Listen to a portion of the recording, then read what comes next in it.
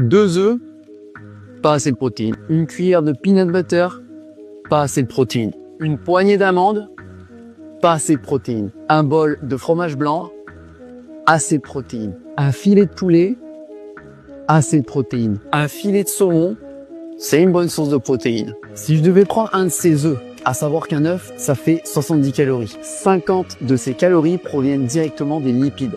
Alors, je dis pas que c'est un problème, il faut en consommer. Le problème, c'est que quand les gens me disent « je mange des œufs, comme ça je vais pouvoir manger des protéines », ça veut dire que tu dois manger 350 calories juste avec des œufs pour avoir 30 grammes de protéines.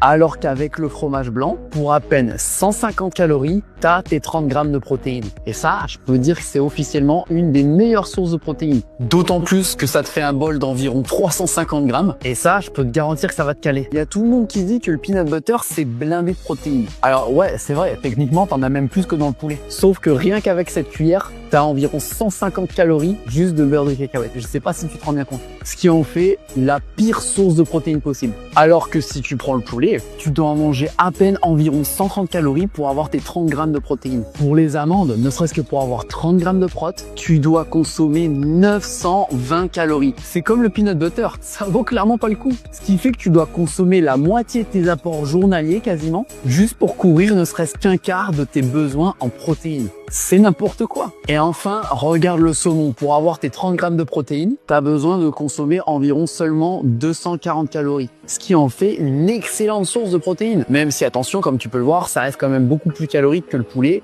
ou le fromage blanc. Donc, fais attention. Mais bon, vu le prix du kilo de saumon, je me fais pas trop de soucis pour toi. Et il y a une astuce très simple pour savoir si ton produit, il vaut vraiment le coup pour ses protéines. Tu prends le nombre de protéines de ton aliment, tu rajoutes un 0, et si le nombre de protéines est supérieur au nombre de calories, alors c'est une bonne source de protéines. Commente protéines et je t'envoie la liste des sources de protéines à privilégier et à éviter si tu es une femme de plus de 30 ans et que tu veux perdre du poids sans frustration.